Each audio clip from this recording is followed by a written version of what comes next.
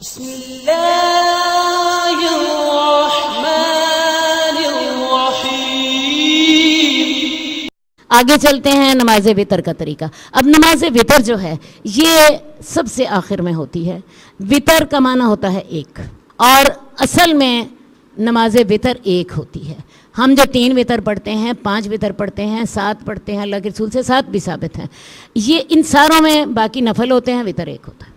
ان کے 2 طریقے ہیں پڑھنے کے۔ ایک طریقہ تو یہ ہے کہ آپ 2 نفل پہلے پڑھ لیں، سلام پھیر لیں اور پھر 1 وتر پڑھ لیں، اور دوسرا طریقہ یہ ہے کہ آپ 3 اکٹھے پڑھ لیں یا 5 اکٹھے پڑھ لیں۔ لیکن جب آپ 3 اور 5 اکٹھے پڑھیں گے تو آپ تشہد نہیں بیٹھیں گے، تشہد آپ صرف آخری رکعت میں بیٹھیں گے۔ مثلا آپ 3 وتر پڑھ رہی ہیں، 3 وتر میں آپ دوسری رکعت سے کھڑے ہو جائیں گے اور تیسری رکعت میں ایک ہی تشہد ہوگا پوری 3 رکعتوں میں۔ اسی طرح آپ نے 5 رکعتیں پڑھنی ہیں تو ایک ہی تشہد ہوگا آخری 5ویں رکعت میں۔ اور یہی فرق ہے نماز مغرب کی نماز کا اور وتر کی نماز کا۔ اور آخری رکعت میں آپ نے دعائے قنوت پڑھنی ہے۔ اب دعائے قنوت آپ نے کب پڑھنی ہے؟ دعائے قنوت رکوع سے قبل بھی پڑھی جا سکتی ہے، رکوع سے بعد بھی پڑھی جا سکتی ہے، یہ دونوں طرح سے پڑھی جا سکتی ہے۔ اب یہ طریقہ ہے آپ کا نماز وتر کا۔ ایک بات یاد رکھیے کہ جو ہماری ہوتی ہے فرض، ان کی تعداد بھی طاق ہے۔ کتنے میں نے آپ کو تعداد بتائی ہے فرض رکعتوں کی؟ 17، اور ان کو طاق بناتی ہے مغرب کی نماز۔ اور دن کی جو ہم نے 12 سنتیں پڑھنی ہیں، ان کو جن کو سنن رواتبہ کہتے ہیں، اور ان کے ساتھ اللہ تعالیٰ نے جنت میں ایک گھر کا وعدہ کیا ہے، ایک محل کا وعدہ کیا ہوا ہے، ان کو طاق بناتا ہے وتر۔ تو اللہ کو وتر پسند ہے۔ آپ کو پتہ ہے اللہ تعالیٰ نے طواف کی تعداد بھی وتر رکھی ہے، تسبیحات کی تعداد وتر رکھی ہے، اللہ تعالیٰ نے نماز کی رکعتوں کی تعداد بھی وتر رکھی ہے۔ سنتوں کو وتر طاق بناتا ہے اور فرائض کو مغرب کی نماز طاق بناتی ہے۔ وتر رسول اللہ صلی اللہ علیہ وسلم نے اس کی قضا بھی دی ہے۔ یہ ایک لحاظ سے نوافل اور سنتوں کے مشابہ ہے کہ رسول اللہ صلی اللہ علیہ وسلم نے اس کو بیٹھ کر ادا کیا ہے۔ آپ کو پتہ ہے فرض بیٹھ کر نہیں ادا ہوتے، اور سواری پر اس کو ادا کیا ہے۔ اور ایک اس کی مشابہت فرضوں سے بھی ہے، نوافل کی قضا نہیں ہے، اس کی رسول اللہ صلی اللہ علیہ وسلم نے قضا بھی دی ہے۔ سمجھ آ گئی ہے نا؟ نماز تہجد جو ہے یہ تمام نفل نمازوں میں سب سے بہترین ہے، بلکہ میں آپ کو بتاؤں کہ تمام فرائض کے بعد سب سے زیادہ تہجد کی نماز اجر والی ہے۔ کیوں؟ اس میں 2 عبادتیں اکٹھی ہو جاتی ہیں۔ کون سی 2 عبادتیں؟ نماز اور قرآن کی تلاوت، یہ 2 بہترین عبادتیں ہیں، اور اس میں یہ دونوں اکٹھی ہو جاتی ہیں، اس لیے اس کا ثواب فرائض کے بعد سب سے زیادہ ہے۔ اب یہ ہے کہ یہ عباد الرحمن کی پہلی صفت ہے، عباد الرحمن الذین یمشون علی الارض ہونا واذا خاطبهم الجاہلون قالوا سلاما والذین یبیتون ربہم سجدا وقیاما، وہ لوگ اپنے رب کے حضور سجدہ کرتے ہوئے اور قیام کرتے ہوئے گزار دیتے ہیں۔ اور اسی طرح قلیلا من اللیل ما یہجعون وبالاسحار هم یستغفرون، راتوں کو تھوڑا سویا کرتے تھے۔ یہ جو زیادہ سونا ہے اور زیادہ کھانا ہے، شریعت اس کو ڈسکریج کرتی ہے، اسی لیے تو روزے کا حکم ہے، اور اسی لیے تو تہجد کی نماز کا حکم ہے۔ تو اللہ کے رسول صلی اللہ علیہ وسلم جو تھے وہ یہ رکعتیں، جیسا کہ میں نے آپ کو بتایا، 11 ادا کیا کرتے تھے۔ اس وقت اللہ بندے کے سب سے زیادہ قریب ہوتے ہیں۔ کیسے سب سے زیادہ قریب ہوتے ہیں؟ آسمان دنیا پر اللہ تشریف لے آتے ہیں۔ آسمان دنیا کون سا ہے؟ یہ جو ہمیں آسمان نظر آتا ہے۔ اللہ تعالیٰ عرش پر مستوی ہوتے ہیں، عرش سے اللہ تعالیٰ نزول جلال فرماتے ہیں، اور سب سے زیادہ بندوں سے قریب ہوتے ہیں اور ہاتھ اپنا پھیلا دیتے ہیں، جیسے کہ میں نے آپ کو پہلے بتایا۔ تو اس وقت اللہ ہمیں پکار رہے ہوتے ہیں، آؤ میرے سے مانگو، میں تمہیں دینے کے لیے تیار ہوں، میں تمہیں دے رہا ہوں، آتے کیوں نہیں ہو؟ اور اس وقت شیطان ہمیں تھپکیاں دے کے سلا رہا ہوتا ہے۔ دیکھیں ٹی وی نے کیسا ہمیں برباد کیا، رات 2 بجے سوتے اور تہجد کے وقت کوئی بندہ نہیں جاگتا، فجر تک نہیں پڑھنے کی توفیق ہو۔ یہ ہم مسلمان ہیں کہ ہم شیطان کے بندے ہیں؟ تو اب تہجد کی تعداد 2 سے لے کے 8 رکعتوں تک۔ طریقہ کیا ہے؟ اللہ کے رسول صلی اللہ علیہ وسلم پہلے 2 رکعتیں ہلکی پڑھا کرتے تھے اور پھر لمبی تہجد پڑھتے تھے۔ اب تہجد کتنی لمبی پڑھتے تھے؟ اتنی لمبی پڑھتے تھے کہ پاؤں پہ ورم آ جاتا۔ حضرت عائشہ کہتی ہیں یا رسول اللہ، اللہ تعالیٰ نے آپ کے سارے گناہ معاف فرما دیے ہیں، تو آپ اتنی کیوں محنت کرتے ہیں؟ تو اللہ کے رسول نے پتہ کیا جواب دیا؟ فلا اکون عبدا شکورا، میں اللہ کا شکر گزار بندہ نہ بنوں؟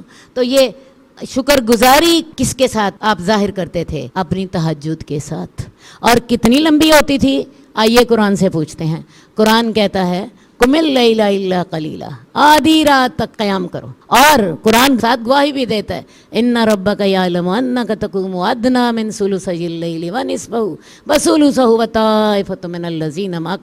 تیرا رب جانتا ہے کہ تو رات کے 2/3 قیام کرتا ہے اور آدھی رات اور ایک اور مسلمانوں کی ایک جماعت تیرے ساتھ ہوتی. تو یہ اتنی لمبی ہوتی تھی تہجد رسول اللہ صلی اللہ علیہ وسلم کی. رات کی 2/3 سے کیا مراد ہے؟ رات جو ہے کوئی 5-6 گھنٹے تو کہیں نہیں نہ گئے. آدھی رات، اور رات کا 1/3 لمبی رات ہوئی تو 1/3 ہو گیا، درمیانے موسم کی ہوئی تو آدھی رات ہو گئی. بعض اوقات رات کا 2/3 بھی ہوتا تھا، اور یہ سورہ مزمل کے آیات ہیں. تو بہرحال آپ کے لیے جو اللہ تعالیٰ نے آسانی فرمائی ہے وہ میں آپ کو بتانا چاہتی ہوں.